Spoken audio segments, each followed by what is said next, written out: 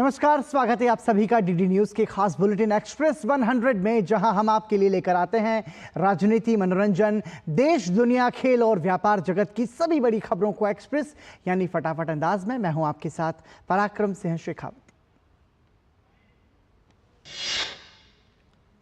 संसद के दोनों सदनों में विपक्षी दलों और सत्ता पक्ष के बीच तीखी नोकझोंक देखने को मिली।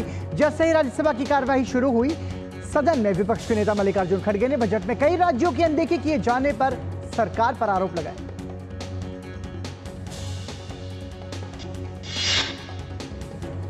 वित्त मंत्री निर्मला सीतारमण ने विपक्ष के आरोपों को सिरे से खारिज कर दिया। वित्त मंत्री ने साफ कहा कि किसी राज्य विशेष का नाम न लेने के मतलब यह नहीं है कि उस राज्य की अनदेखी की गई।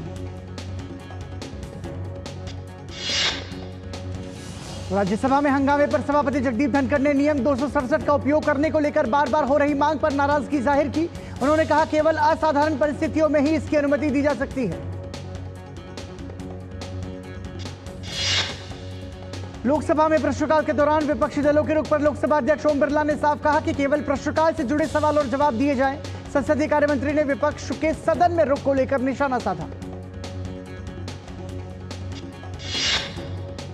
आम बजट में विपक्ष शासित राज्यों के साथ भेदभाव को लेकर कांग्रेस और एनडीए गठबंधन के सहयोगियों ने संसद भवन परिसर में प्रदर्शन किया। बिहार के पिछड़ेपन और आंध्र प्रदेश के बंटवारे के चलते आर्थिक राहत पैकेज की जरूरत को समझते हुए मोदी सरकार ने विशेष प्रस्ताव में बजट किए हैं। अब भाजपा कह रही है कि कांग्रेस और एनडीए के सहयोगी इन राज्यों के विकास के विरोधी हैं। संसद के अंदर और बाहर बजट प्रस्तावों को लेकर सत्ता पक्ष और विपक्ष आमने सामने। सत्ता पक्ष कांग्रेस पार्टी के रवैये पर सवाल उठा रहा है और आखिर क्यों उसे पिछड़े राज्यों को मदद अच्छी नहीं लग रही है, यह सवाल कर रहा है। संसद के दोनों सदनों में बुधवार को आम बजट और जम्मू कश्मीर के बजट पर चर्चा शुरू हुई। लोकसभा में कांग्रेस की तरफ से कुमारी शैलजा ने बजट प्रस्तावों को लेकर सरकार की आलोचना की और कहा कि बजट में युवा किसान का ध्यान नहीं रखा गया। भाजपा की तरफ से बिप्लब देव ने चर्चा में हिस्सा लिया। भाजपा सांसद बिप्लब देव ने बजट प्रस्तावों की जमकर प्रशंसा की। लोकसभा में विपक्ष की तरफ से टीएमसी से अभिषेक बनर्जी, सपा से वीरेंद्र सिंह सहित कई सांसदों ने बजट चर्चा में हिस्सा लिया। राज्यसभा में दोपहर 2 बजे बजट पर चर्चा की शुरुआत हुई तो कांग्रेस से पूर्व वित्त मंत्री पी चिदंबरम तो बीजेपी से राधा मोहन दास अग्रवाल ने शुरुआत की चर्चा की। राज्यसभा में भी आगे चर्चा में टीएमसी, सपा सहित कई विपक्षी दलों के सांसदों ने हिस्सा लिया। संसद के दोनों सदनों में बजट को लेकर 20-20 घंटे की चर्चा रखी गई। वित्त मंत्री निर्मला सीतारमण चर्चा का जवाब देंगी।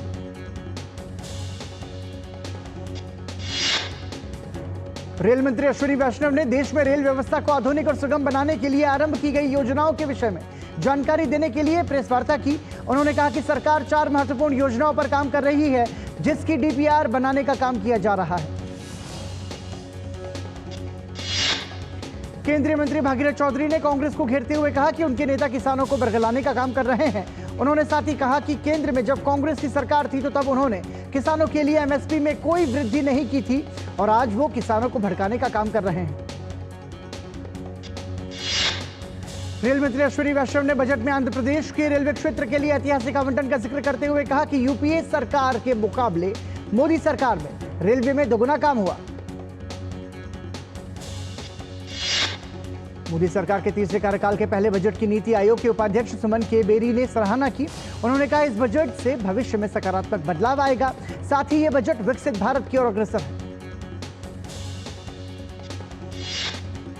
नीति आयोग की उपाध्यक्ष सुमन के बेरी ने बजट 2024-25 को बेरोजगारी की समस्या दूर करने वाला बजट बताया।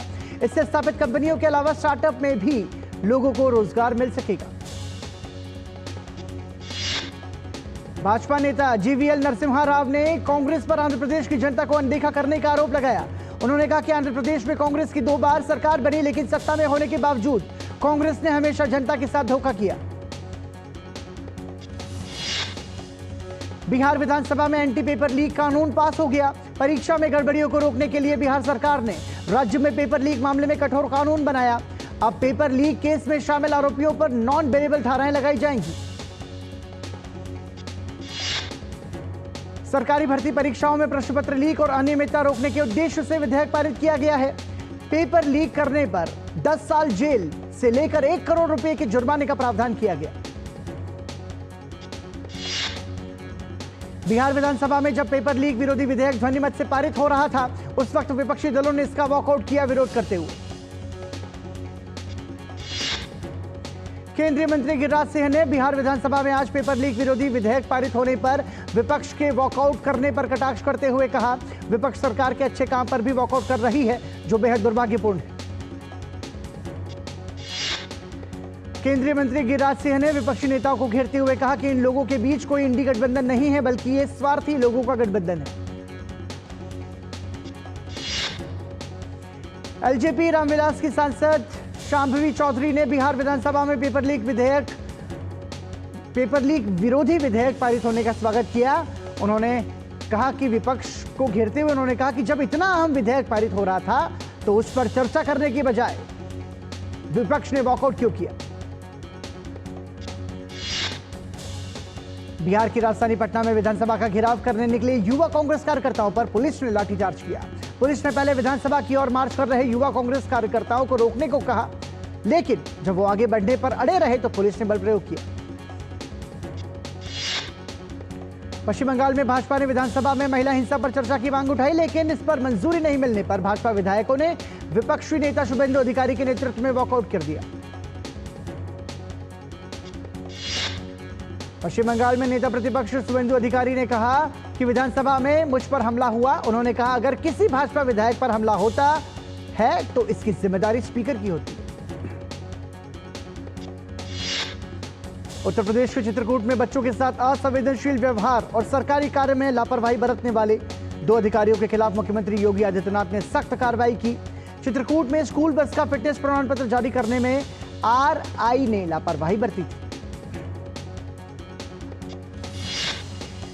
दिल्ली एनसीआर में उमस भरी गर्मी के बीच मौसम में बदलाव देखा गया। नोएडा, गाजियाबाद के कई इलाकों में झमाझम बारिश होने की वजह से गर्मी से फौरी राहत मिली। दिल्ली में कई जगहों पर आसमान में बादल छाए रहे। बारिश की वजह से सड़कें जलमग्न हो गई, जिससे लोगों को आने जाने में काफी परेशानियों का सामना करना पड़ा। गुजरात के भरूच, सूरत, जूनागढ़ में भारी बारिश ने कहर बरपा रखा है। गांव से लेकर शहर तक जगह जगह सड़कें पानी में डूबती नजर आ रही हैं। वहीं भारी बारिश के कारण आम जनजीवन बुरी तरह से प्रभावित है। गुजरात के भरूच में भारी बारिश से सड़कों पर पानी भर गया। कई जगहों पर बाढ़ जैसी स्थिति उत्पन्न हो गई। इस बीच गुजरात के मुख्यमंत्री भूपेंद्र पटेल ने सौराष्ट्र के तटीय जिलों का हवाई निरीक्षण किया। गुजरात में द्वारका के खंभालिया तालुका में भारी बारिश के कारण एक 3 मंजिला मकान ढह गया। मलबे में दबने के कारण 3 महिलाओं की मौत हो गई। एनडीआरएफ की टीम ने युद्ध स्तर पर बचाव कार्य चलाकर 3 शव बरामद किए। सूरत में भारी बारिश से कई घरों में पानी भरा। भारी बारिश के कारण समुद्र को जोड़ने वाले वीर कवि नर्मद सेतु के दोनों छोर के दरवाजे बंद कर दिए गए। भारी बारिश के कारण गुजरात के कच्छ से दिल को झकझोर देने वाला वीडियो सामने आया, जहां अबडासा विधानसभा क्षेत्र में संगमा नदी की बाढ़ में 15 मवेशी बह गए। गुजरात के वडोदरा में भी भारी बारिश के कारण शहर में भारी जलभराव देखा गया। गुजरात के भरूच जिले के कई भागों में जलभराव से बाढ़ जैसी स्थिति बनी और कई मकान क्षतिग्रस्त हो गए। महाराष्ट्र के गढ़चिरौली जिले में लगातार बारिश के कारण नल नदी में बाढ़ आ गई, जिससे 15 गांव जलमग्न हो गए। सड़कें बह गईं और वाहनों का आवागमन रुक गया। भीषण जलभराव के कारण पुल भी ढह गए।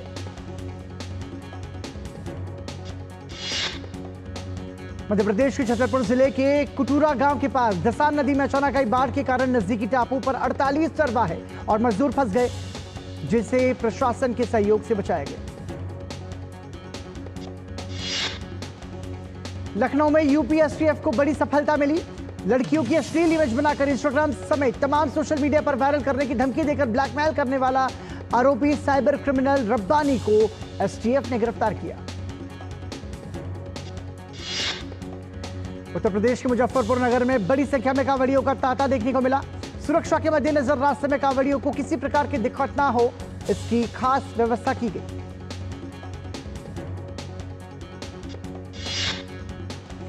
मुजफ्फरनगर के एसएसपी अभिषेक सिंह ने कांवड़ियों के डीजे को लेकर दिशा निर्देश जारी किए, जिससे शहर के अंदर प्रवेश में दिक्कत का सामना न करना पड़े। वाहन के साथ 12 फीट से अधिक ऊंचे डीजे का शहर में प्रवेश करने पर रोक लगाई गई। झारखंड के कुछ विधानसभा क्षेत्र ऐसे हैं जहां मुस्लिम बहुल हैं, वहां मतदाता की सूची में फर्जी तरीके से बढ़ोतरी हुई। इस मामले को लेकर झारखंड भाजपा अध्यक्ष बाबूलाल मरांडी ने चुनाव आयोग से मुलाकात की। बीएसएफ में अग्निवीरों की भर्ती को लेकर बीएसएफ के डीजी नितिन अग्रवाल ने कहा कि 4 साल के अनुभव वाले पूर्व अग्निवीरों को बीएसएफ में शामिल करने के लिए बल उन्हें अनुकूल मानता है। साथ ही उन्होंने कहा कि पूर्व अग्निवीरों को बीएसएफ में 10% आरक्षण और आयु में रियायत भी दी जाएगी। सीआईएसएफ की महानिदेशक नीना सिंह ने बताया कि केंद्रीय सशस्त्र पुलिस बलों में अब पूर्व अग्निवीरों की नियुक्ति की जाएगी। उन्होंने कहा कि इन्हें कांस्टेबल पद पर नियुक्ति में 10% आरक्षण और आयु और शारीरिक दक्षता परीक्षा में भी रियायत मिलेगी। भारतीय नौसेना ने मुंबई से 200 नॉटिकल मील दूर बल्क कैरियर से एक गंभीर रूप से घायल चीनी नाविक का सफलतापूर्वक रेस्क्यू किया। समुद्री बचाव समन्वय केंद्र मुंबई को 23 जुलाई की रात को यह संदेश मिला, जिसके बाद आईएनएस शिकरा से एक सी किंग हेलीकॉप्टर भेजा गया। 45 नॉट से अधिक की गति से चलने वाली हवाओं और जहाज के भारी रोलिंग की चुनौतीपूर्ण परिस्थितियों के बावजूद नाविक को सुरक्षित एयरलिफ्ट कर अस्पताल पहुंचाया गया। इस संयुक्त ऑपरेशन में आईसीजीएस सम्राट ने भी सहायता की। सुप्रीम कोर्ट में शंभू बॉर्डर के खोले जाने वाली याचिका पर सुनवाई करते हुए यथास्थिति बनाए रखने का फैसला दिया है, यानी अभी शंभू बॉर्डर नहीं खुलेगा। हरियाणा की तरफ से पेश हुए भारत के सॉलिसिटर जनरल तुषार मेहता ने कहा कि मोटर व्हीकल एक्ट के तहत ट्रैक्टर, ट्रॉली, जेसीबी हाईवे पर चलाने की अनुमति नहीं। शंभू बॉर्डर 3 फरवरी से ही बंद है, जिस दिन पंजाब के कई किसान यूनियनों ने फसलों के लिए न्यूनतम समर्थन मूल्य एमएसपी की कानूनी गारंटी सहित विभिन्न मांगों के समर्थन में दिल्ली की ओर अपना मार्च शुरू किया था। सप्ताह के तीसरे कारोबारी दिन लाल निशान के साथ बंद हुआ शेयर बाजार। सेंसेक्स 280 अंकों की गिरावट के साथ 80,149 के लेवल पर बंद। दूसरी तरफ निफ्टी भी 66 अंकों की गिरावट के साथ 24,413 के स्तर पर बंद।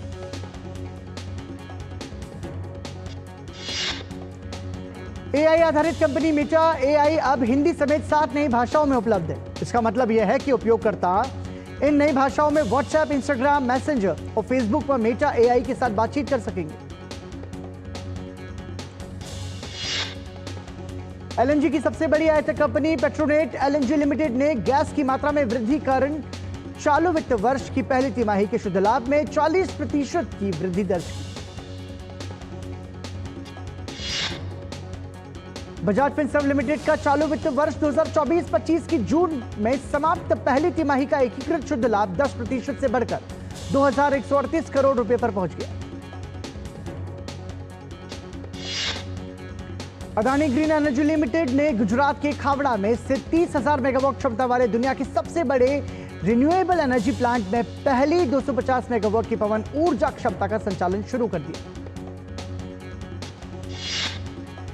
सीआरएम सॉल्यूशंस कंपनी सेल्सफोर्स ने एस्ट्रिट asset management company, UTI asset management company limited, UTI AMC के साथ गठबंधन की घोषणा की। रियलमी ने अपने listed smart watch Realme watch S2 की घोषणा की। टिकाऊ और अनूठी डिजाइन वाली वॉच S2 इंडस्ट्री में पहले दोहरे pattern multi plated stainless steel finish के साथ उपलब्ध। Real estate company Mahindra Lifespace developers limited का एकीकृत शुद्ध लाभ चालू वित्त वर्ष 2024-25 की पहली तिमाही में 12.74 करोड़ रुपए रहा।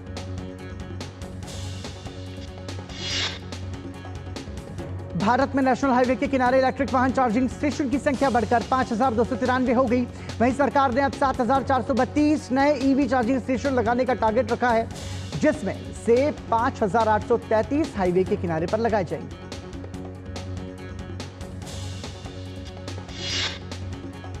नेपाल के काठमांडू एयरपोर्ट पर बुधवार सुबह हुए विमान हादसे में 18 लोगों की मौत हो गई, जबकि पायलट को सुरक्षित बाहर निकालकर अस्पताल में भर्ती कराया गया। ये विमान काठमांडू से पोखरा के लिए टेक ऑफ कर रहा था जब यह हादसा हुआ।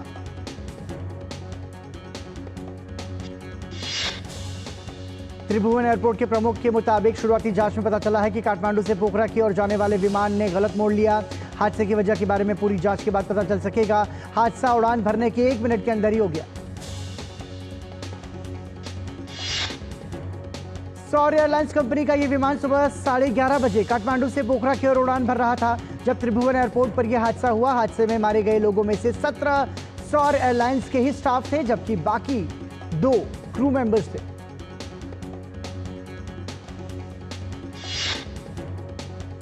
इक्कीस साल पुराने इस प्लेन को मरम्मत कर टेस्टिंग के लिए ले जाया जा रहा था। प्लेन में मौजूद लोग कंपनी का टेस्टिंग स्टाफ था। सुरक्षा अधिकारी ने बताया कि क्रैश के बाद विमान में आग लग गई। रूस यूक्रेन युद्ध के करीब 2.5 साल हो चुके हैं, लेकिन जंग थमने का नाम नहीं ले रही है। यूक्रेन के विदेश मंत्री के एक बयान और फिर उस पर रूस की प्रतिक्रिया से इस युद्ध में थोड़ी उम्मीद जरूर लगी है कि समाधान हो सकता है। युद्ध शुरू होने के बाद पहली बार यूक्रेन के विदेश मंत्री दिमित्रो कुलेबा चीन के दौरे पर। कुलेबा ने कहा कि यूक्रेन युद्ध के सिलसिले में रूस से बात करने के लिए तैयार है, बशर्ते कि अच्छी नीयत के साथ रूस काम करने के लिए सहमत है। क्रेमलिन ने कहा है कि यूक्रेन की बातचीत शुरू करने के संकेत रूस के रुख से मेल खाते हैं, हालांकि इस पर अधिक जानकारी आना बाकी है।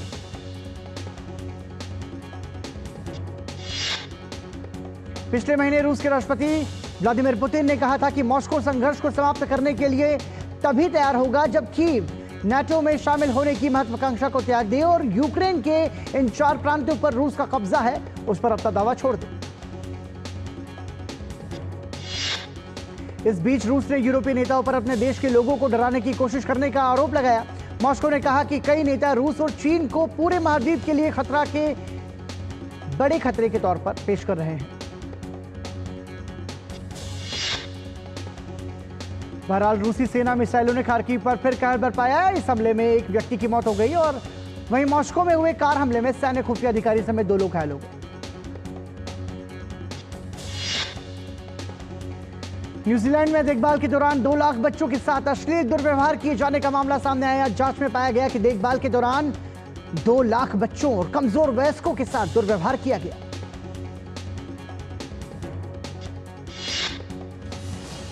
इस निंदनीय कृत्य के सामने आने के बाद न्यूजीलैंड के प्रधानमंत्री क्रिस्टोफर लक्सन ने माफी मांगते हुए इसमें सुधारों का वादा किया। रिपोर्ट में पाया गया कि 1950 से 2019 तक देखभाल में रहने वाले हर 3 बच्चों और कमजोर वयस्कों में से लगभग 1 ने किसी न किसी प्रकार का दुर्व्यवहार का अनुभव किया।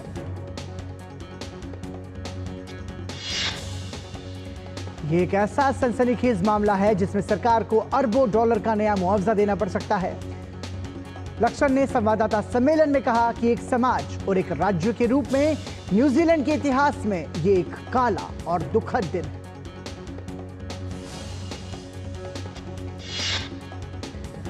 रॉयल कमीशन ऑफ इंक्वायरी की रिपोर्ट में बलात्कार, नसबंदी और बिजली के झटके सहित राज्य और आस्था आधारित देखभाल में दुर्व्यवहारों के विस्तृत विवरण दिया गया, जो 1970 के दशक में चरम पर था। दक्षिणी इथियोपिया के रेजे गोफा जिले में सुबह भारी बारिश के कारण भूस्खलन हुआ, जिसके बाद भूस्खलन से मरने वालों की संख्या बढ़कर 229 हो गई।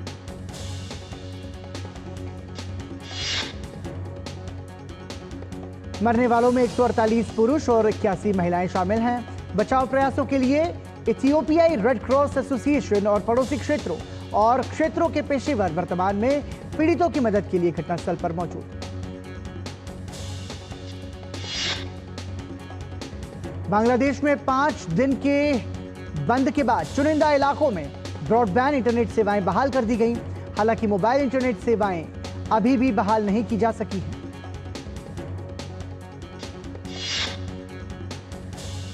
पिछले सप्ताह कोटा सुधार को लेकर बड़े पैमाने पर हुई हिंसा के बाद बांग्लादेश सरकार ने शुक्रवार आधी रात को पूरे देश में अनिश्चितकाल के लिए कर्फ्यू घोषित कर दिया था।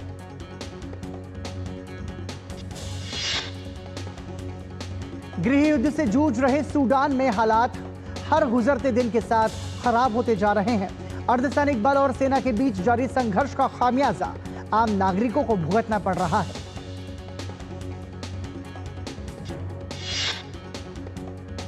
इस बीच संघर्षरत पक्षों के बीच अमेरिका की मध्यस्थता में अगले महीने 14 अगस्त को स्विट्जरलैंड में संघर्ष विराम वार्ता की तैयारी की जा रही है। अर्धसैनिक रैपिड सपोर्ट फोर्स आरएसएफ के प्रमुख मोहम्मद हमदान दगालो ने अमेरिकी प्रस्ताव का स्वागत किया।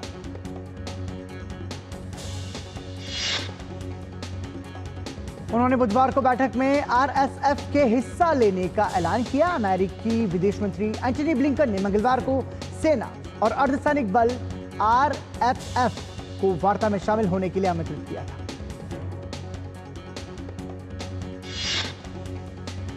वार्ता की सह मेजबानी सऊदी अरब करेगा, जबकि अफ्रीकी संघ, मिस्र, संयुक्त अरब अमीरात और संयुक्त राष्ट्र पर्यवेक्षक के तौर पर शामिल होंगे। हालांकि सूडान की सेना ने अमेरिका के नेतृत्व वाले युद्ध विराम पहल पर अब तक कोई टिप्पणी नहीं की है।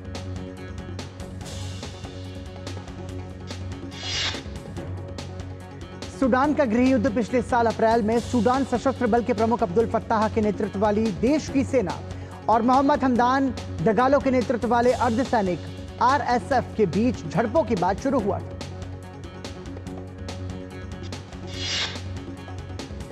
भारत के सुमित नागल को ऑस्ट्रिया ओपन टेनिस टूर्नामेंट के प्री क्वार्टर फाइनल में हार का सामना करना पड़ा। अंतिम 16 में नागल को स्पेन के पेड्रो मार्टिनेज ने हराया।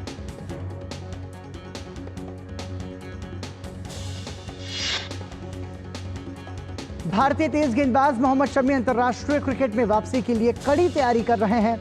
शमी ने सोशल मीडिया में एक तस्वीर साझा करते हुए लिखा कि हाथ में गेंद और दिल में जुनून, खेल पलटने को तैयार।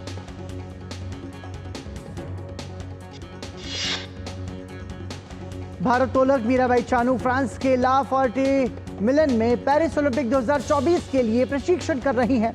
पेरिस ओलंपिक में मीराबाई 7 अगस्त को 49 किलोग्राम वर्ग प्रतियोगिता में हिस्सा लेती नजर आई।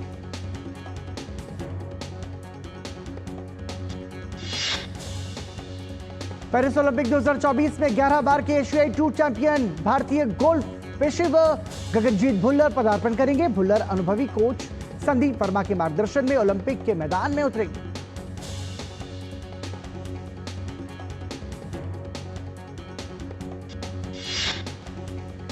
पीआर श्रीजेश भारतीय पुरुष हॉकी टीम के दिग्गज हॉकी गोलकीपर का पेरिस ओलंपिक चौथा और आखिरी ओलंपिक होगा। श्रीजेश का 18 साल का करियर हो जाएगा खत्म।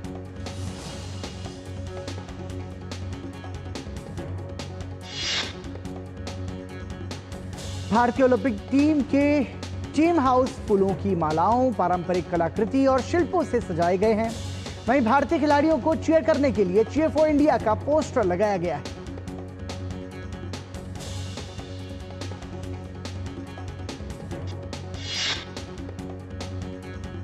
ब्रिटेन की संयुक्त रूप से सर्वाधिक पदक जीतने वाली चार्लोट दुजाजिन ने पेरिस ओलंपिक से नाम वापस लिया।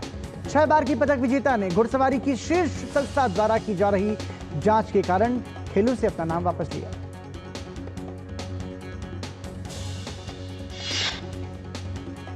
पेरिस ओलंपिक 2024 में सर्फिंग प्रतियोगिता ताहिती द्वीप में होगी।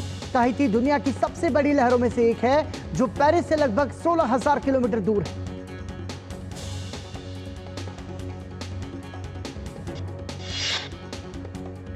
पेरिस ओलंपिक में आने वाले आगंतुकों के लिए एक सार्वजनिक परिवहन ऐप बनाया गया। इस ऐप से यात्री विभिन्न स्थानों के लिए टिकट ले सकेंगे।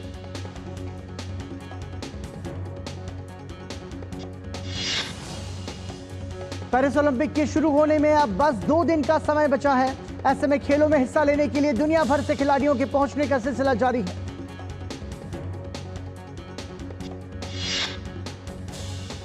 कनाडा की गायक सेलिन डायोन पेरिस ओलंपिक 2024 के उद्घाटन समारोह में प्रस्तुति दे सकती हैं।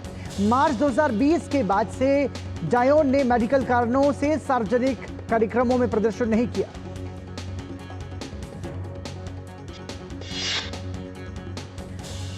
महान गायक मुकेश की 100वीं जयंती पर उनके सम्मान में दिल्ली में केंद्रीय संस्कृति मंत्री गजेंद्र सिंह शेखावत ने एक स्मारक डाक टिकट जारी किया। इस अवसर पर गजेंद्र सिंह शेखावत ने संगीत में असाधारण योगदान के लिए मुकेश की प्रशंसा की।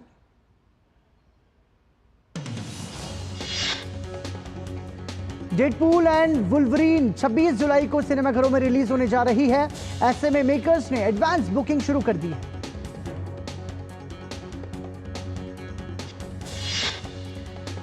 कॉर्निया डैमेज होने के बाद पहली बार जैस्मीन भसीन को मुंबई के एयरपोर्ट पर पैपराजियों ने अपने कैमरे में कैद किया।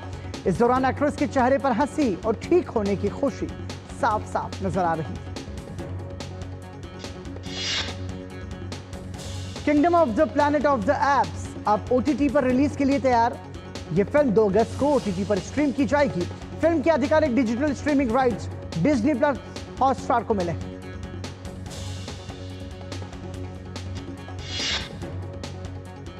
फ्रांस के पेरिस में स्थित ग्रेविन म्यूजियम ने शाहरुख खान के नाम से सोने का सिक्का जारी किया। यह सम्मान प्राप्त करने वाले शाहरुख खान पहले हिंदी सिनेमा के अभिनेता हैं।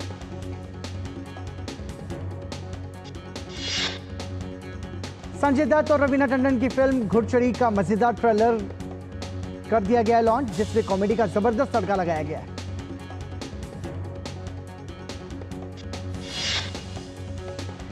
हिमेश रेशमिया अपनी नई फिल्म जानम तेरी कसम लेकर आ रहे हैं। अपने जन्मदिन के मौके पर इसका ऐलान करते हुए उन्होंने बताया कि यह फिल्म अगले साल रिलीज होगी। और फिल्म निर्माता रोहित शेट्टी की आगामी फिल्म सिंघम अगेन में दीपिका पादुकोण भी रोहित के इस पुलिस की दुनिया में शामिल हो गई और आगामी फिल्म सिंघम अगेन में वर्दी में वो दिखाई देंगी।